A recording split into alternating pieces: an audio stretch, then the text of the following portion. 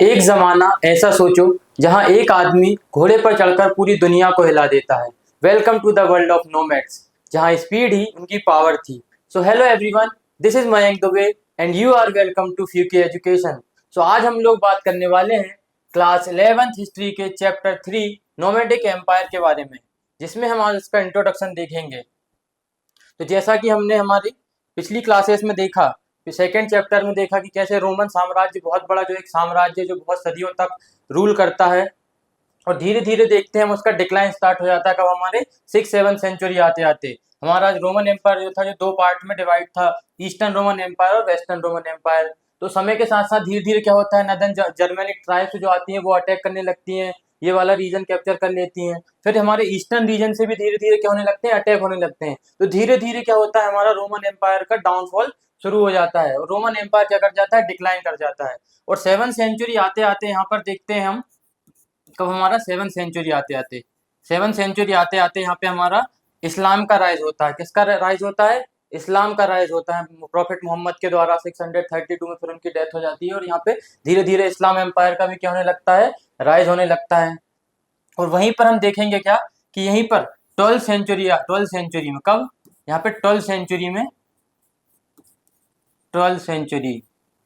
Century C में हम क्या देखते हैं, यहाँ पर हमारे मंगोलिया में कुछ ट्राइब्स रहती हैं, कुछ नोमैडिक ट्राइब्स रहती हैं जो एक जगह से दूसरे जगह घूमती हैं। वो भी यहाँ पर एक बहुत बड़ा उनका एक एम्बिशियस रूलर आता है, चंगिस खान या जेंगिस खान जैसे हम बोलते हैं, और वो पूरी दुनिया को जीतने के लिए निकल जाता है, जैसे कि हमारा अलेक्जेंडर हुआ करता था। तो ये भी उसके आसपास के रीजन को कैप्चर करने के लिए अपना बहुत बड़ा एम्पायर स्थापित करता है। तो ये हम इसमें देखेंगे। सो इस प्रकार के नोमैड हमारा जैसा हमारा चैप्टर है, चैप्टर का नाम क्या है हमारा, नोमैडिक एम्पायर। तो नोमैड्स कौन होते हैं? जो यहाँ वहाँ घूमते रहते हैं, बंजारे टाइप के होते हैं, घुमक्कड़ जिन्हें हम बोलते हैं, जो एक जगह से दूसरी जगह क्या करते हैं, ट्रेवल करते रहते हैं, एक जगह कहीं भी स्थापित नहीं होते। इस प्रकार के जगह जगह जाकर ऐसे टेम्पररी उनके कैंप लगाते हैं। जैसा कि हम अभी भी बारिश के समय भी देखते हैं, कुछ लोग हमारे आसपास के क्षेत्रों से ऊँट लेकर आते हैं, भेड़ बकरियां लेकर आते हैं और एक जगह से दूसरी जगह स्थापित होते हैं।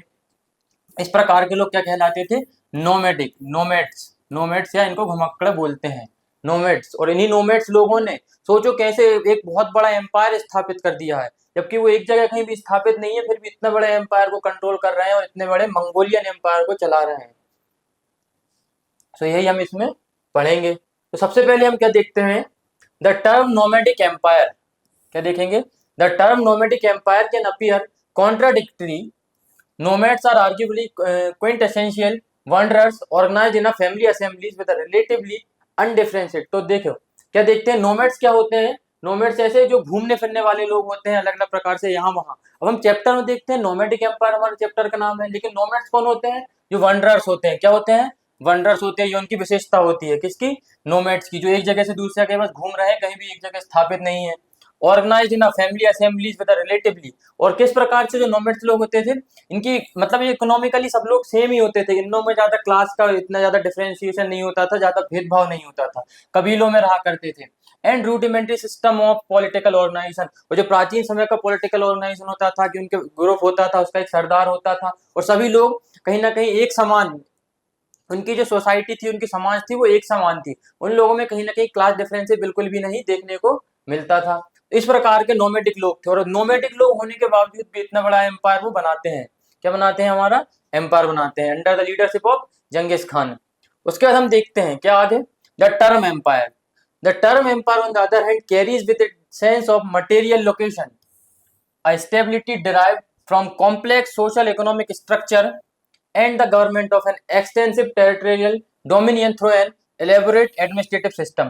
अब हम एम्पायर का मतलब क्या समझते हैं कि एम्पायर मतलब वो जहाँ जिसकी परफेक्ट क्या हो, एक लोकेशन हो, कि भाई इस क्षेत्र में उसका एक डिसाइडेड टेरिटरी हो या लोकेशन हो, से हम एम्पायर बोलेंगे। Derived from complex social and economic structure, उसकी proper social and economic structure भी होना चाहिए। क्या होना चाहिए, सोशल और इकोनॉमिक स्ट्रक्चर होना चाहिए उसका, है ना। उसके बाद देखते हैं the governance of an extensive territorial dominion through an elaborative administrative system, उसका एडमिनिस्ट्रेटिव सिस्टम भी होना चाहिए और उसकी टेरिटरी भी होनी चाहिए। क्या होना चाहिए, एडमिनिस्ट्रेटिव सिस्टम, जो उसकी गवर्नमेंट चलाते हो, जैसा कि हमने रोमन एम्पायर में देखा था।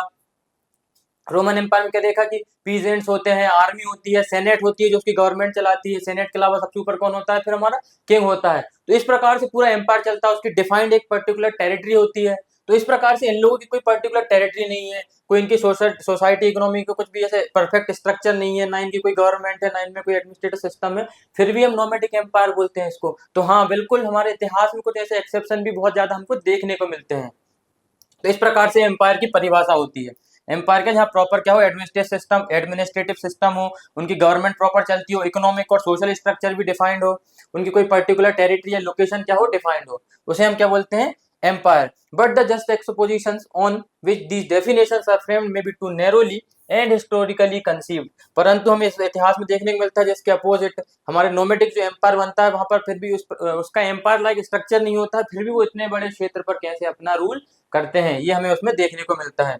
They certainly collapse when we study some imperial formation constructed by nomadic groups। और यही परिभाषा जो हमारे एम्पायर की है, ये हमारी इसके विपरीत जो कार्य देखने को मिलता है कहाँ पे हमें, नोमेडिक एम्पायर में। जो नोमेडिक एम्पायर किसके द्वारा बनाया गया था, मंगोलियन लोगों के द्वारा।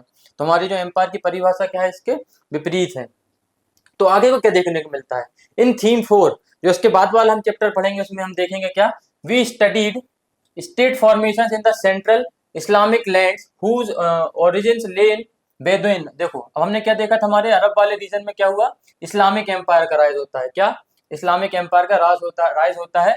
और किसके द्वारा, कौन से लोग होते हैं जो इस्लामिक एम्पायर को राइज में कंट्रीब्यूशन करते हैं, बेदुइन नोमैडिक ट्राइब या tradition of the Arabian peninsula. इन लोगों के द्वारा इस्लामिक एम्पायर की स्थापना की जाती है, किसकी, इस्लामिक एम्पायर किसके द्वारा, बेदुइन बेदुइन कबीले के लोगों के द्वारा, बेदुइन ट्रेडिशन के लोगों के द्वारा क्या बनाया जाता है, इस्लामिक एम्पायर। कहां पर, हमारे अरेबियन पेनिनसुला वाले रीजन में, कहां पर, हमारे अरेबियन पेनिनसुला वाले रीजन में, कहां पर, हमारे यहाँ पे ये यहाँ पे हमारे इस्लामिक एम्पायर बनाया जाता है इन लोगों के द्वारा, बेदुइन कबीले के लोगों के द्वारा।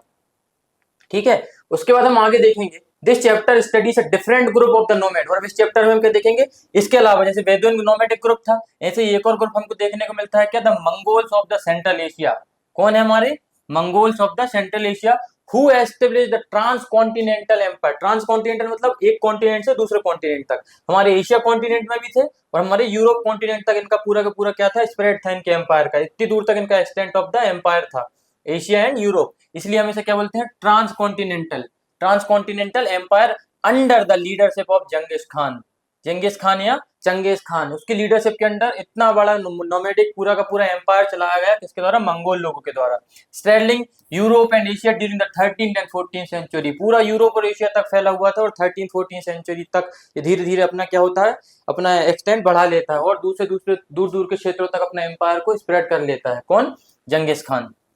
उसके बाद हम देखेंगे relative to the agrarian based imperial formation in China. अब हमको चाइना में क्या देखने को मिलता है, चाइना की जो एग्रीगेरियन बेस्ड इकोनॉमी हुआ करती थी, कहाँ की, चाइना की, चाइना में एग्रीकल्चर चलता था। द नेबरिंग नोमैड्स, बट इसके अगेंस्ट क्या देखने को मिलता है, the neighbouring nomads of the Mongolia may have inhabited humbler less complex social economic world. और ये प्रकार से मतलब ऐसे बहुत पिछड़े टाइप से रह रहे थे, नोमेडिक लोग हो गए, ट्राइबल टाइप के लोग रह रहे हैं, जैसे कोई भी पर्टिकुलर एक टाइप से खेती नहीं किया करते थे, क्योंकि उस क्षेत्र में हम आगे देखने को मिलता है हमको कि वहाँ ग्रासलैंड्स पाए जाते हैं, बहुत बड़े बड़े घास के मैदान पाए जाते हैं, तो वहां पे कहीं ना कहीं खेती करना इतना संभव नहीं हुआ करता था। But the central Asian nomadic societies were not insulated. अब देखो जो सेंट्रल एशियन नोमेडिक सोसाइटी जो है, जो हमारे मतलब ऐसा तो है कि नहीं हमारे धरती के जो भूभाग है उससे अलग हो, सेपरेट हो, नहीं, वो उसी में मिला हुआ था। कौन, हमारा जो मंगोलिया जो हमारा क्षेत्र है, हमारे मैप में देखेंगे ये इसी से कनेक्टेड है।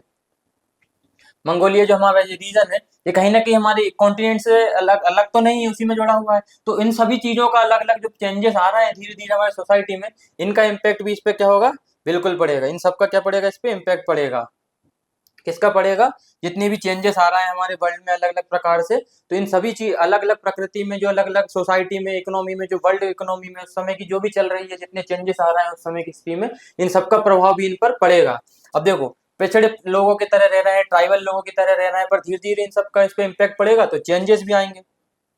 देखते हैं, this chapter studies the manner in which Mongols under Genghis Khan adopted their traditional social political custom to create a fear military. अब देखो, अब ये लोग क्या जंगल में रहते हैं, आदिवासी लोगों की तरह नोमैड्स थे, तो इन लोगों की कहीं ना कहीं इन लोगों को मिलिट्री मशीन बोला गया है।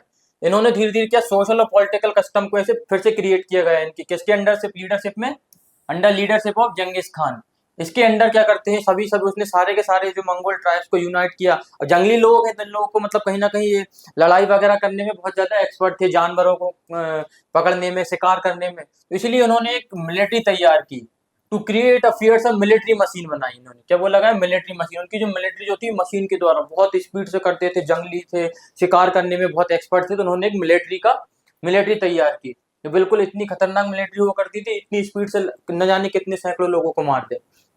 And sophisticated method of government, और उन्होंने एक मेथड ऑफ गवर्नमेंट भी अडॉप्ट किया। सोशल और पॉलिटिकल स्ट्रक्चर ना, पहले तो पिछड़े लोगों की तरह रह रहे हैं, बहुत प्राचीन समय जंगलों में रह रहे हैं अजीब टाइप से, उनकी कोई भी ठीक ठाक कंडीशन नहीं है। बट जंगिस खान जो आता है एक एम्बिशियस रूलर रहता है उसी ट्राइब में, तो फिर वो क्या करता है धीरे धीरे अपनी मिलिट्री बनाता है, गवर्नमेंट बनाता है, सोशल पॉलिटिकल कस्टम इन सबको फिर से चेंजेस लाने की कोशिश करता है, इनको परिवर्तन लाता है, इनमें इंप्रूवमेंट लाता है।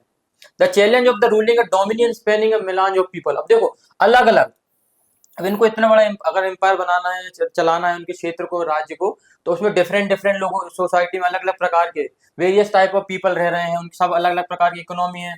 Confessional system mean that Mongols could not simply impose their steppe tradition. अब देखो आसपास के क्षेत्रों तक ये अपने साम्राज्य का विस्तार कर रहे हैं, अपने एम्पायर को एक्सटेंड कर रहे हैं, और अलग अलग प्रकार के लोग रहते हैं, कहीं किसी प्रकार की इकोनॉमी है, किसी सोशल कस्टम किसी प्रकार के अलग है, तो आसानी से अपने जो स्टेपी ट्रेडिशन है over their recently annex territories तक नहीं स्थापित कर सकते। भाई उनका जो स्टेपी में ट्रेडिशन है, जो नोमेटिक ट्रेडिशन और सोसाइटी में जो कल्चर इस प्रकार का उनका चल रहा है, वो सोचते हैं कि हम जितने भी मैंने क्षेत्र जीते हैं उन पर स्थापित कर दूं, परंतु वो इतना ज्यादा आसान नहीं था, है ना। So they innovated and compromise creating a nomadic empire. क्या हुआ उन्होंने, they innovated and compromise creating a nomadic empire that had a huge impact on the history of Eurasia. उन्होंने क्या धीरे सोचा ना, चलो हम भी थोड़े लीनियंट होते हैं, कुछ कुछ हमारे कस्टम्स और ट्रेडिशन में भी चेंज लाते हैं। And even as it change the character and composition of their own society forever. और धीरे धीरे उनकी खुद की सोसाइटी में अब धीरे धीरे अलग अलग कस्टम्स के द्वारा वो भी इन्फ्लुएंस होते गए, और हर एक उन्होंने भी क्या किया, अपने कस्टम्स को कॉम्प्रोमाइज किया और इनोवेट करते करते धीरे धीरे उसमें भी चेंजेस लाते गए। किसने, मंगोल्स ने।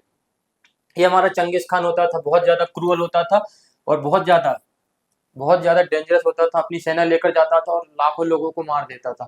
अभी आगे हम इसके एक्सपेडिशन भी देखेंगे। कौन है ये, चंगेज खान, है ना। द स्टेपी ड्वेलर्स, कौन, द स्टेपी ड्वेलर्स। अब स्टेपी क्या होते थे, स्टेपी मतलब ये हमारे ईस्टर्न स्टेपी और ये हमारा western steppe.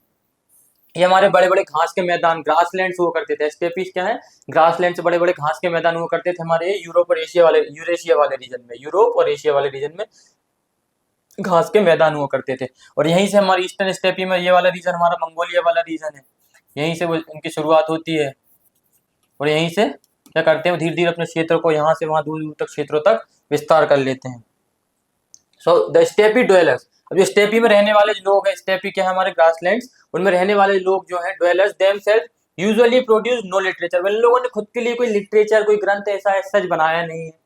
So our knowledge of the nomadic societies comes mainly from chronicles. अब देखो इन्होंने खुद का कोई इतिहास नहीं बनाया है, इनसे संबंधित हमें कोई सोर्स प्राप्त नहीं होते हैं, है ना। तो क्या करते हैं उस समय के, हमको अगर सोसाइटी को जानना है तो हम उस समय के क्रॉनिकल्स को पढ़ेंगे, जो मतलब ऐसे कालानुक्रम अनुसार, मतलब जो टोनोलॉजी के फॉर्म में इतिहास लिखा गया है उनको क्या बोलते हैं, क्रॉनिकल्स। ट्रेवलॉग्स इनको यात्रा वृत्तांत बोलते हैं, जो बड़े बड़े मतलब ऐसे जैसे कि हमारे भारत में आए थे अलग अलग पाहियान आए थे, हुआनसेंग आए थे, ये इन लोग ये अपने ट्रेवलॉग्स लिखा करते थे। उस समय एक जगह से दूसरी जगह यात्री ट्रेवल कर रहे हैं, वो अपने ट्रेवलॉग्स लिखा करते थे। जिस प्रकार आज हमारे वीडियो ब्लॉग्स बनते हैं, इस प्रकार उस समय ट्रेवलॉग्स बना करते थे, उनको लिखा करते थे, उन घटनाओं को किस प्रकार कौन कौन सी चीज उन्हें वहां देखने को मिली। उसी प्रकार के ट्रेवलॉग्स डॉक्यूमेंट्स में प्राप्त होते हैं, produced by city with literature. अब जो ऐसे लोग जो शहर में रह रहे हैं, थोड़े सभ्य हैं, थोड़े पढ़े लिखे हो गए हैं, तो वो इन सभी साम्राज्य में जिस जिस प्रकार की उनकी सोसाइटी है, उनकी इकोनॉमी है, इन सभी चीजों का वर्णन कर रहे हैं अपने ट्रेवलॉग्स, क्रॉनिकल्स और डॉक्यूमेंट्स में। So these authors often produce extremely ignorant and biased report. अब देखो जो जितने भी ऑथर्स हुआ करते थे, जितने भी लोग लिखने वाले हुआ करते थे, कहीं ना कहीं वो बायस्ड या एक पक्षीय ही बात लिखा करते थे। कोई उनकी प्रशंसा में लिखेगा, कोई उनकी आलोचना में लिखेगा, कोई उनका ऐसा कोई रियल उनकी जो सत्यता थी उस चीज का ट्रुथ जो था वो नहीं लिखा करते, तो उसमें भी चेंजेस कर रहे हैं, बायस्ड रिपोर्ट लिख रहे हैं, है ना। So the imperial success of the Mongols however attracted many literati, है ना। अब देखो मंगोल्स लोग सक्सेस कर रहे हैं। बहुत से लोगों ने सोचा मंगोल एम्पायर में रह रहे हैं आसपास के, उनके विषय में जब जानकारी प्राप्त होती है, some of them produce travelogues of their experience, अलग अलग लोगों ने अपने यात्रा वृत्तांत का अनुभव लिखा, उन्हें साम्राज्य में क्या क्या देखने को मिला। Others state to serve Mongol masters, और जो मंगोल शासक के अलग अलग एडमिनिस्ट्रेशन में अलग अलग रूलर्स रह रहे हैं, छोटे बड़े जितने भी, उन लोगों के अंडर भी काम किया बहुत सारे, किसने, जो ट्रेवलर्स हुआ करते थे, यात्री लोग हुआ करते थे, इन लोगों ने भी मंगोल मास्टर्स के अंदर काम भी किया, उससे भी अपना क्या लिखा, फिर इतिहास लिखा, एक्सपीरियंस लिखा। These individuals came from variety of background. अब ये देखो, जितने भी यात्री हुआ करते थे, ट्रेवलर्स हुआ करते थे, अलग अलग बैकग्राउंड हुआ करते थे। कुछ बुद्धिस्ट होते थे, कुछ कन्फ्यूशियन होते थे, कुछ क्रिश्चियन होते थे, कुछ टर्किश होते थे, और कुछ मुस्लिम होते थे। ये अलग अलग प्रकार के लोग अलग अलग प्रकार से अपने अपने क्या एक्सपीरियंसेस को शेयर करते थे, बाय क्रॉनिकल्स, ट्रेवलॉग्स लिखा करते थे इसके द्वारा, और यही सब हमें प्राप्त होते हैं, और इसी से हम उस समय के सोसाइटी को, उस समय की इकोनॉमी को क्या पढ़ते हैं। उसके बाद आगे देखेंगे कि ये हमारा इस प्रकार से स्टेपी ये हुआ करते थे, वेस्टर्न ईस्टर्न स्टेपी, ये हमारे क्या है, ग्रासलैंड्स हैं। क्या है, हमारे ग्रासलैंड्स हैं, घास के मैदान हैं। अब आगे देखेंगे, although not always familiar with the Mongol customs, many of them produce sympathetic account. अब देखो, बहुत से लोग तो कुछ फेमिलियर थे, मंगोल कस्टम्स को जानते थे, मंगोल के इतिहास को जानते थे, बट कुछ लोग उन लोगों से थोड़ा जानकारी कम भी थी, बट उसके बावजूद भी उन्होंने क्या, कुछ सिंपैथेटिक अकाउंट बनाया उनके समर्थन में भी बहुत सारी जानकारी हमें दी। इवन यूलॉजीज, मतलब उनके लिए प्रशस्तियां तक लिखी। क्या लिखी, प्रशस्ति, मतलब उनकी प्रशंसा में उनको एडमायर भी किया गया कहीं ना कहीं। That challenge and complicated that challenge and complicated the otherwise hostile city-wide tirade against the steppe marauders, है ना, स्टेपी मॉनिटर्स। इन लोगों के क्या होगा गया, स्टेपी लुटेरे बोला गया। भाई स्टेपी लुटेरे, ये खूंखार है, ये लोग तो जंगली हैं। कुछ लोगों ने उनकी निंदा भी की। ये इस प्रकार से क्या, इधर उनकी प्रशंसा की जा रही है प्रशस्तियों में, और ये निंदा की जा रही है टायरेट्स के द्वारा उनकी। भाई इन लोगों के, तो इन लोगों में क्या, एक दूसरे के अगेंस्ट लिखा करते थे। कुछ लोग उनकी प्रशंसा भी कर रहे हैं कि भाई जंगली हैं, लुटेरे हैं, आते हैं, लूट कर ले जाते हैं सभी सामान, और कुछ लोग उनकी प्रशंसा भी कर रहे हैं कि बहुत ठीक ठाक लोग थे, अच्छी सभ्य सोसाइटी हुआ करती थी। इस प्रकार से हमको देखने को मिलता है। So the history of Mongols therefore provides interesting details to the questions the manner in which sedentary societies usually characterize nomads as primitive barbarians। अब देखो, जितनी भी वहां पे सेडेंटरी सोसाइटीज हुआ करती थी, जो एक जगह स्थापित थे, वो इन लोगों के क्या बोलते थे, बारबेरियंस बोला करते थे। भाई ये लोग बहुत बारबेरियंस हैं, मतलब ऐसे बहुत क्रूअल टाइप के लोग हैं, जो मतलब बारबेरियंस का टर्म मतलब अलग प्रकार से ऐसे लोग जो बर्बर करके साउंड करके बोलते हैं, और जो नॉन ग्रीक भाषा बोलते थे उन लोगों को भी बर्बन्स बोला गया है। तो इन लोगों को भी इसी प्रकार वहाँ के जो सभ्य सोसाइटी में लोग रह रहे हैं, जो शहरों में लोग रह रहे हैं, इन लोगों के द्वारा इनको क्या बोला गया, जंगली बोला गया, बर्बेरियंस वगैरह और प्रिमिटिव वगैरह बोला गया। किसको, नोमैडिक ट्राइब्स को। So perhaps the most valuable research on Mongols was done by Russian scholars. देखो क्या देखने को मिलता है कि इन मंगोल्स पे और भी लोगों ने रिसर्च करी, उसमें से भी मोस्ट वैल्यूएबल किसकी निकली, रशियन स्कॉलर्स जो हैं। Starting in the 18th and 19th century, कब से स्टार्ट हुई इन लोगों में, 18th और 19th सेंचुरी में। As the tsarist regime consolidated its control over Central Asia. Central Asia में क्या हो गया, हमारे जार लोग हो गए। आपने नाम सुना होगा जार निकोलस का, जो हमारे रशिया का रूलर हुआ करता था। तो उसी समय ज़ारिस्ट लोगों की क्या रेजिम, इनकी शुरुआत होती है इनके एम्पायर की। उसी समय इन लोगों का कंट्रोल चल रहा था, कब, 18-19 सेंचुरी में। और इसी समय रशियन स्कॉलर्स क्या करते हैं, इन लोगों पे, मंगोल्स वगैरह पर रिसर्च करते हैं, और इनसे रिलेटेड हमें क्या रिसोर्सेज देते हैं। So this work was produced with in a colonial milieu. इसमें हम क्या देखने मिलते हैं, जो कॉलोनियल हमारा एनवायरनमेंट हमको देखने को मिलता है। हमारा भारत भी एक प्रकार से कॉलोनी बना था, तो उस समय लिखेगा जो रिसोर्सेस हैं, जिन लोगों के द्वारा जानकारी है, उसी समय से हमें उनके हमारे इतिहास के बारे में जानकारी प्राप्त होती है। So this work was produced with in a colonial milieu and was largely survey notes प्राप्त होते हैं, प्रोड्यूस्ड बाय ट्रेवलर सोल्जर होते थे उस समय के, मर्चेंट जो हुआ करते थे, एंटीक्वेरियन स्कॉलर्स हुआ करते थे, पुरातत्वविद हुआ करते थे जो उस समय के लोग। इन सभी के द्वारा हमें अलग अलग सर्वे नोट्स वगैरह, और हमें उस समय की जानकारी हमें प्राप्त होती है। मर्चेंट, सोल्जर, ट्रेवलर सब अपने अपने स्तर पे अपने अपने अनुभवों को लिखा करते थे। So in the early 20th century after the extension of Soviet republic in the region. अब देखो क्या देखने को मिलता है, 20th सेंचुरी में हमको देखने को मिलता है यहाँ पे सोवियत रिपब्लिक, यूएसएसआर का हमको देखने को मिलता है, union of Soviet socialist Republic, USSR. ये हमारे रशिया का क्या नाम हुआ करता था, पुराना नाम हुआ करता था हमारे रशिया का, यूएसएसआर। क्या नाम था, USSR, union of Soviet socialist Republic. So a new Marxist historiography. अब देखो रशिया में हमारे कार्ल मार्क्स नाम के व्यक्ति हुए हैं, जिन्होंने ऐसे क्लास स्ट्रगल पे ऐसा अपने अपने विचार दिए हैं कि भाई सोसाइटी कैसे होना चाहिए, मतलब एक सोसाइटी की जो इकोनॉमी होना चाहिए वो कैपिटलिस्ट बेस्ड नहीं होना चाहिए, हमारी सोशलिस्ट बेस्ड होना चाहिए। मतलब जनता में ऐसे जनता में सब प्रकार से एक तरह से लोगों की सरकार होनी चाहिए। मतलब जैसे हमारे कहीं कहीं के देश में देखते हैं कि भाई कैपिटलिस्ट लाइक टाइप ऑफ, मतलब जितना भी मतलब देश की इकोनॉमी है वो कंट्रोल्ड बाय किसके होना चाहिए, प्राइवेट एंटिटीज के द्वारा। एक इस प्रकार की इकोनॉमी होती है। और सोशलिस्ट इकोनॉमी किस प्रकार होती है, इसे गवर्नमेंट जैसे हैंडल करती है और सारे रिसोर्सेज पर किसका कंट्रोल हो, आम लोगों का हो, सबको इक्वली डिवीजन होना चाहिए सोसाइटी में, कुछ क्लास ज्यादा क्लास डिफरेंशिएशन नहीं होना चाहिए। इस प्रकार की आइडियोलॉजी को कौन प्रमोट करते थे, हमारे marks, Karl Marx.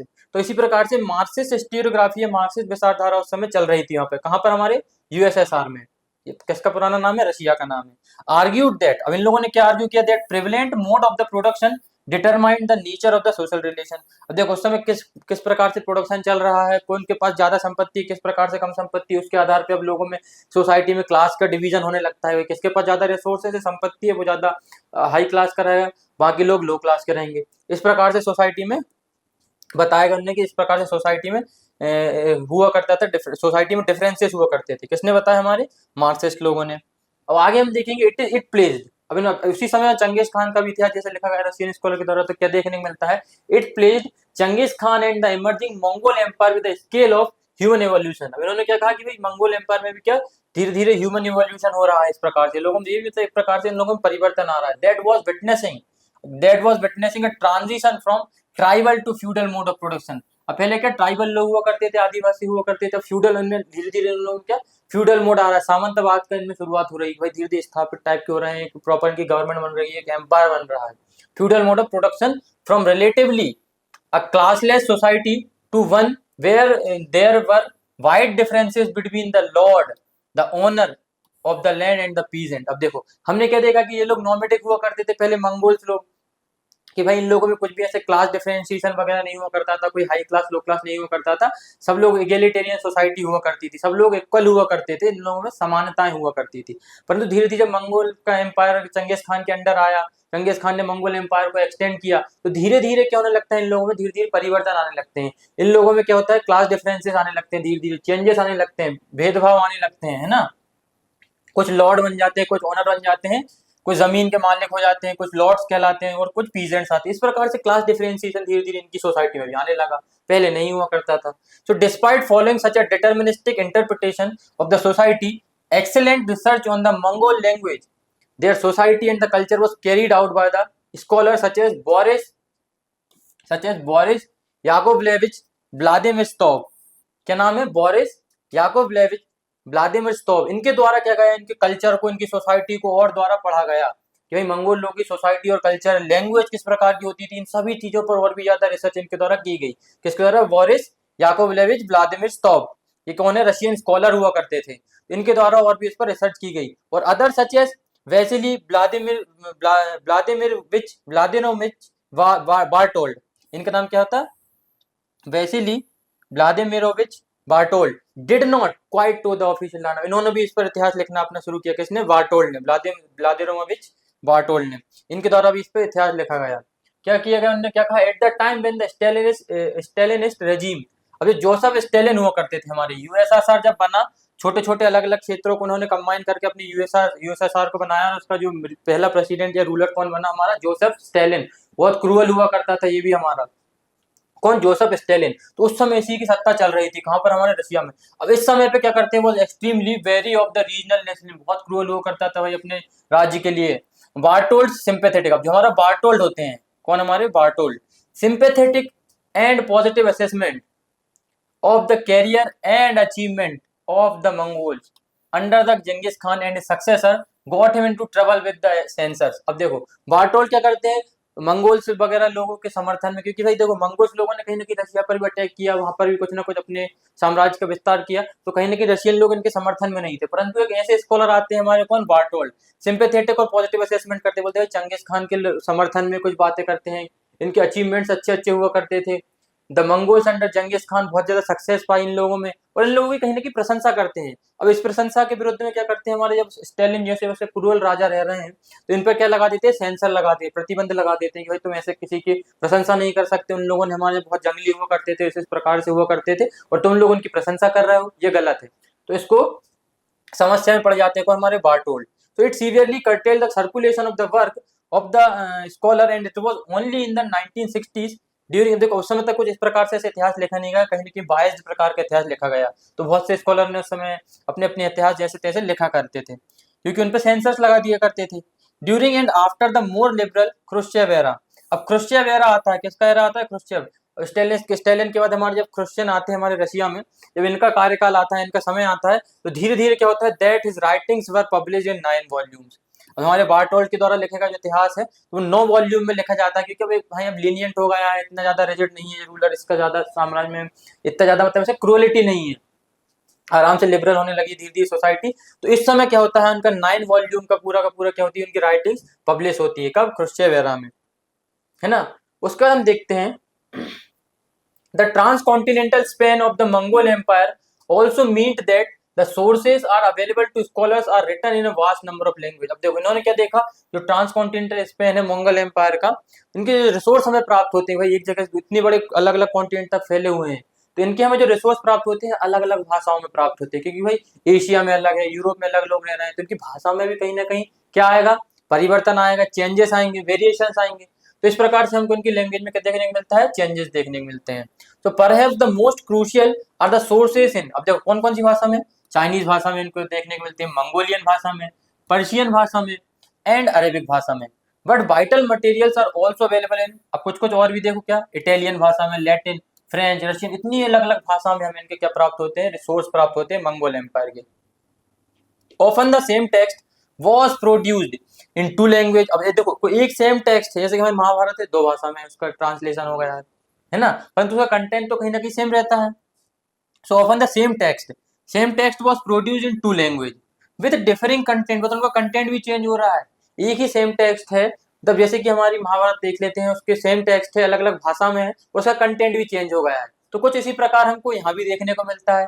For example the Mongolian and Chinese version, क्या, Mongolian and Chinese version of the earliest narrative on Genghis Khan, Genghis Khan से रिलेटेड हमको क्या देखने मिलते हैं, मंगोल और चाइनीज वर्जन, टाइटल्ड मंगोल उन नियो, मंगोल इन नियो तोबियान, मंगोल इन नियो तोबियान the secret history of the Mongol, ये हमारी बुक प्राप्त होती है। Are quite different and Italian and Latin version, देखो अब देखो हमको ये चाइनीज वर्जन, ये the secret history of the Mongol की हमें चंगेज खान की जो बुक प्राप्त होती है चाइनीज और मंगोलियन वर्जन की, जो हमें अलग अलग भाषा में देखने को मिलती है। And the Italian and Latin version of the Marco Polo's travel to the Mongol court do not match. अब देखो जो मार्को पोलो जो कोर्ट में गया था मंगोल्स के, इनके हमें देखने को मिलते हैं लैटिन और इटालियन वर्जन, ये भी बिल्कुल डिफरेंट देखने को मिलते हैं। तो इस प्रकार से कैसे इनके सोर्सेस में भी कैसे डिफरेंसेस देखने को मिलते हैं, अलग अलग लैंग्वेज में देखने को मिलते हैं, इनका कंटेंट भी चेंज हो जाता है सेम बुक का, है ना। Since the Mongols produced little literature on their own, अब देखो मंगोल्स लोग जो हुआ करते थे, इन लोगों को जहाँ बहुत कम लिटरेचर देखने को मिलता है, कि भाई इन लोगों का कुछ कहीं ना कहीं कुछ छोटे लिटरेचर, थोड़े बहुत लिटरेचर देखने को मिलते हैं। And were instead written about the literati from the foreign culture milieus. और उस समय देखो क्या जो फॉरेनर लोग वो करते थे, हमको इनके ही द्वारा ज्यादातर इनका इतिहास देखने को मिलता है, क्योंकि इन लोगों के द्वारा बहुत ही कम इनका इतिहास या लिटरेचर हमें प्राप्त होता है, किसका, मंगोल्स लोगों का। So historians have to often double as philologist, अब देखो फिलोलॉजिस्ट का जो भाषाओं को पढ़ता है उसको बोलते हैं फिलोलॉजिस्ट, किसको बोलते हैं, जो भाषाओं को पढ़ता है। फिलोलॉजिस्ट मतलब कौन, जो भाषाओं को पढ़ता है। वन हु स्टडी लैंग्वेज, अब इतिहासकारों को क्या करना पड़ता है, फिलोलॉजिस्ट की हेल्प लेनी पड़ती है, अपने आप को फिलोलॉजिस्ट के फॉर्म में देखना पड़ता है, अलग अलग भाषाओं को पढ़ना पड़ता है, फिलोलॉजिस्ट का रोल प्ले करते हैं कौन, इतिहासकार उस समय। To pick out the meaning of the fresh, अब उसके अलग अलग चीजों के मतलब निकालना है अगर उनको, for their closest approximation of the Mongol usage. अब देखो अलग अलग भाषा में है, तो अलग अलग भाषाओं को पढ़ने के लिए कहीं ना कहीं अलग अलग पहले भाषाओं की जानकारी प्राप्त करनी पड़ेगी, फिर ही उनके सोर्सेज को पढ़ पाएंगे। तो इस प्रकार से फिलोलॉजिस्ट वगैरह का रोल प्ले करते थे। And one who study language किसको बोलते हैं, फिलोलॉजिस्ट को। So the work of the scholars like Igor de Rachewiltz क्या बोलते हैं, Igor de Rachewiltz on the secret history of the Mongol, इस पे क्या लिखते हैं, कौन हमारे लिखते हैं, इन पर एक वर्क लिखते हैं, इनके द्वारा लिखा गया एक टेक्स्ट है रकेविल्स के द्वारा, on the secret history of the Mongol. And Gerhard Doerfer, क्या नाम है, Gerhard Doerfer on the Mongol and Turkish terminologies, इन्होंने भी अपने अपने अलग अलग वर्क्स दिए हैं मंगोल और टर्किश टर्मिनोलॉजीज पर। That infiltrated into Persian language, और कौन सी भाषा में, infiltrated into Persian language, brings out difficulties involve in studying the history of central Asian nomad. अब देखो अलग अलग भाषा में टर्किश, मंगोल और टर्किश टर्मिनोलॉजीज को पढ़ना, पर्शियन लैंग्वेज को पढ़ना, इन अलग अलग इतिहासकारों के द्वारा ये अलग अलग प्रकार की भाषाओं को दिया गया है। तो कितनी ज्यादा समस्या उत्पन्न हो रही थी उस समय इतिहासकारों को इन्हें पढ़ने में। As we will notice through the remainder of this chapter, despite their incredible achievement, there is much about Genghis Khan and Mongol world empire is still awaiting the diligent scholars scrutiny। आज भी इतिहासकार इन पे और भी research कर रहे हैं। जितनी सारी हमें सोर्स प्राप्त हुए, क्या ये सोर्स बायस्ड हुआ करते थे, क्या ये सोर्स सच में उनकी सही बात है, उनके ट्रुथ को बताते थे जो मंगोल सोसाइटी उस समय चल रही थी, या मंगोल एम्पायर में जो जो हो रहा था। तो आज भी इतिहासकार उसकी स्क्रूटनी कर रहे हैं, उसकी जांच कर रहे हैं कि भाई ये जितने भी इतिहास में जितने भी हमें मंगोल एम्पायर से जानकारी प्राप्त हुई वो सत्य है नहीं है, या फिर उससे रिलेटेड और भी जानकारी निकाल रहे हैं।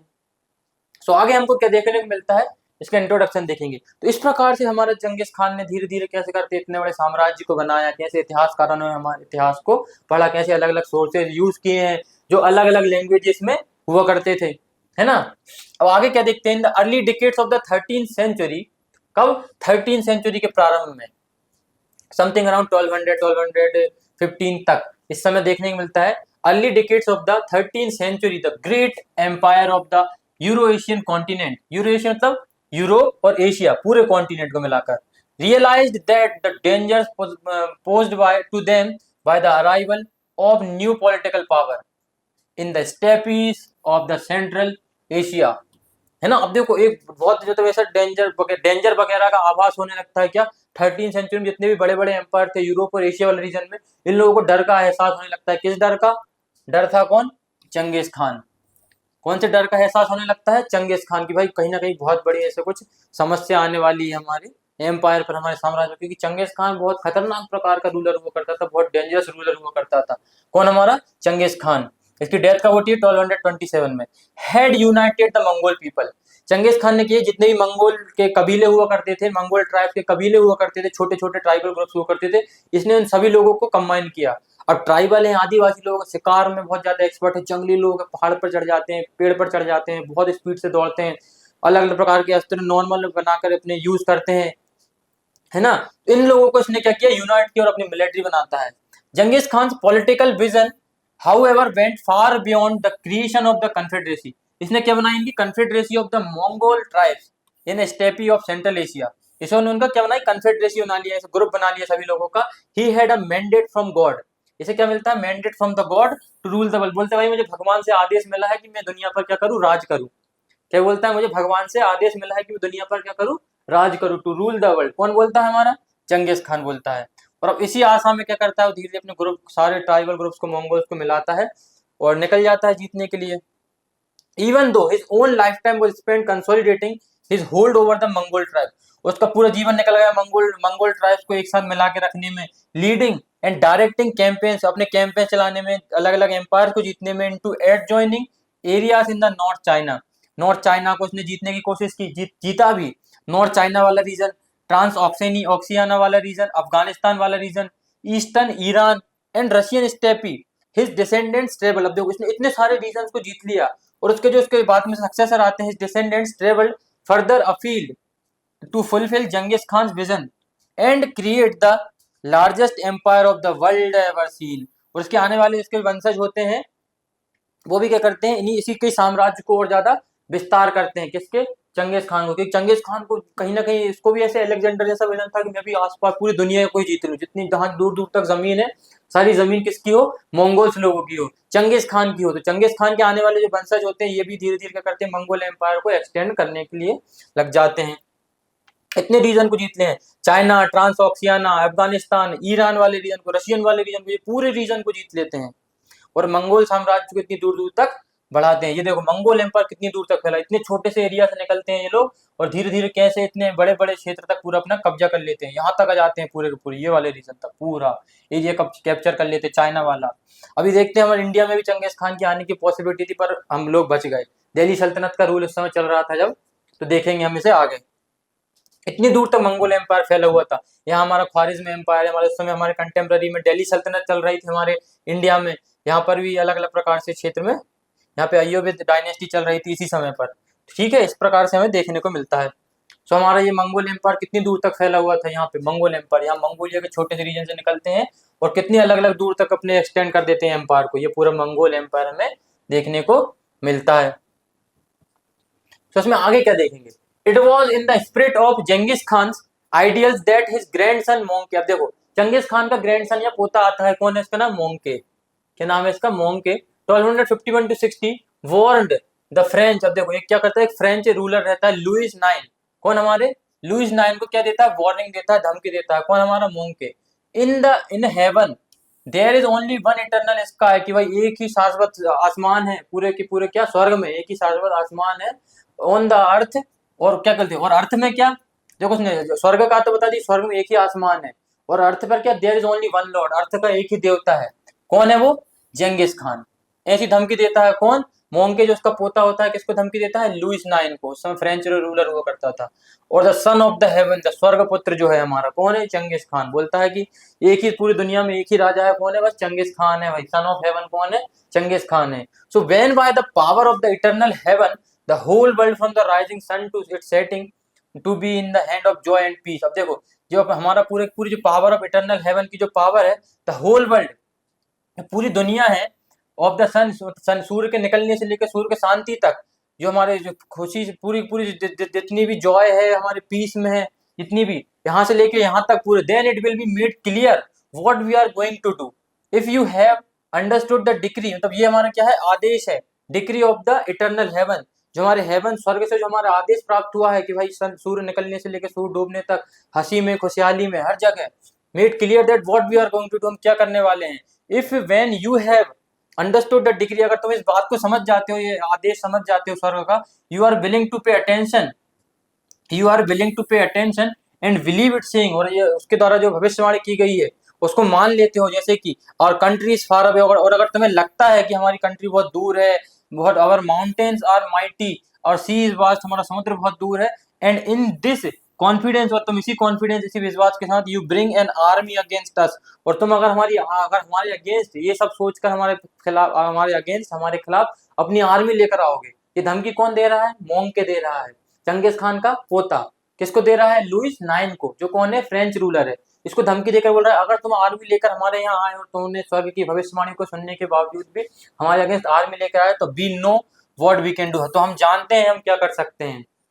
He who made easy what was difficult and near what was far off the eternal heaven knows. वो तो सब इटर्नल हेवन जानता है कि हम क्या करने वाले हैं, कि हम इटर्नल हेवन ने तुम्हें भविष्यवाणी भी कर दी है। इन सबको जानने के बावजूद भी अगर तुम आर्मी लेकर आते हो तो देखना हम लोग क्या करेंगे। इस प्रकार से मोंके क्या करता है, धमकी दे देता है लुइस नाइन को।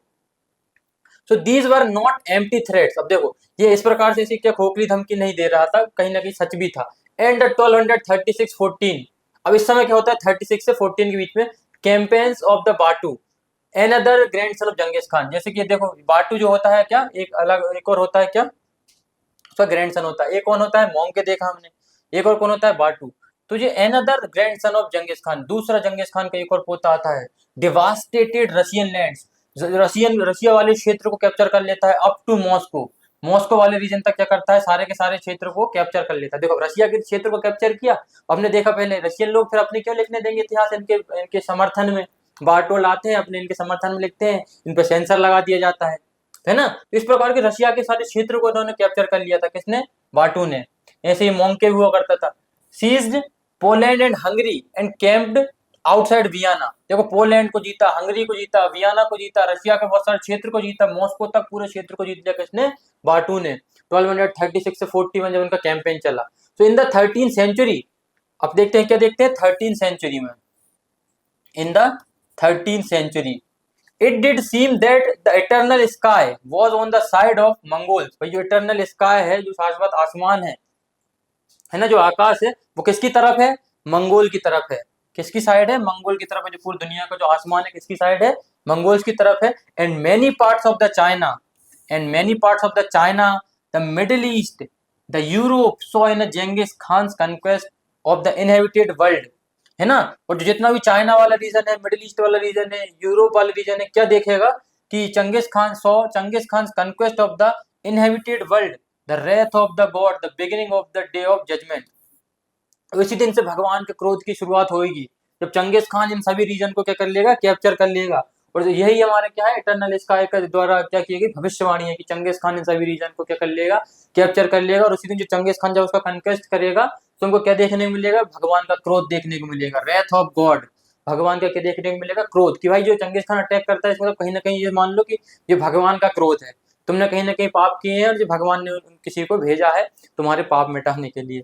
इस प्रकार से रहता है, इसे डे ऑफ जजमेंट बोलता है। ये देखो कैप्चर ऑफ बुखारा हम देखेंगे, एक रीजन हुआ करता था बुखारा हमारे, तो उसको कैप्चर करने के लिए किस प्रकार से करते हैं, Juvaini, Juvaini late 13th century Persian chronicler हुआ करता था। कौन, Persian chronicler of the Mongol ruler of the Iran, है ना।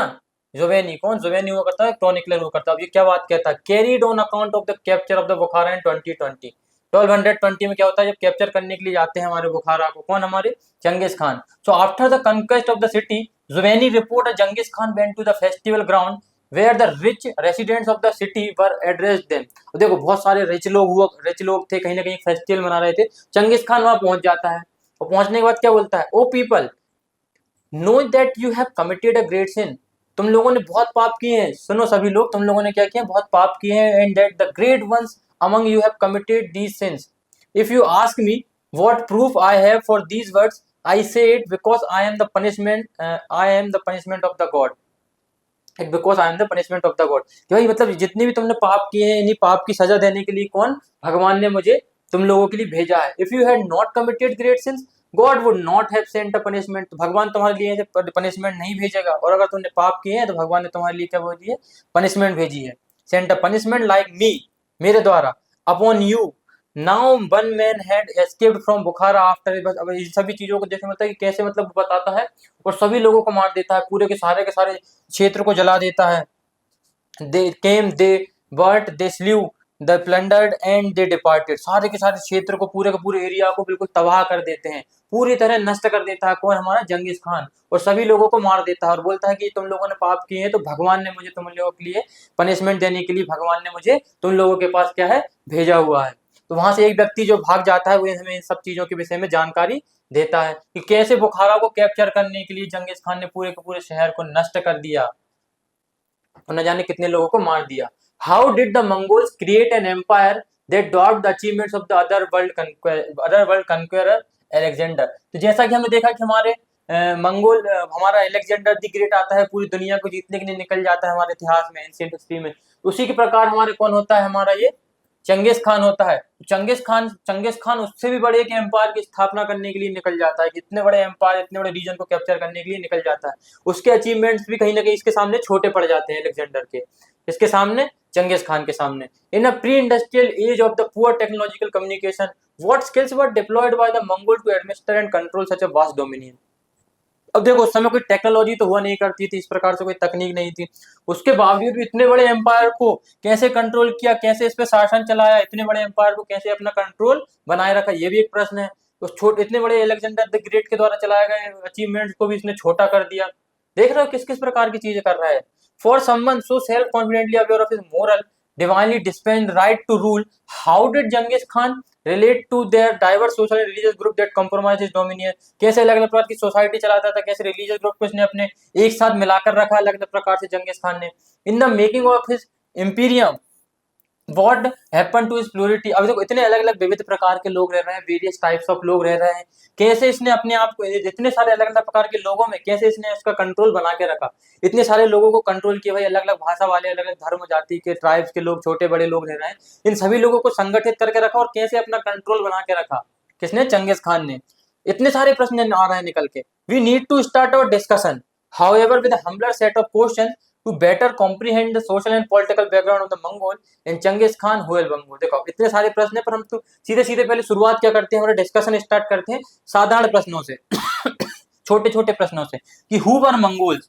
सबसे पहले क्या जानते हैं कि मंगोल्स कौन थे, वेयर डिड दे लिव, कहाँ रहा करते थे, कैसे कैसे लोगों से इनके संबंध हुआ करते थे, और हमें इनकी सोसाइटी के बारे में, हमें इनकी पॉलिटिक्स के बारे में जानकारी कहाँ से प्राप्त होती है। ये सभी प्रश्नों को हम सबसे पहले क्या करते हैं, शुरुआत करेंगे।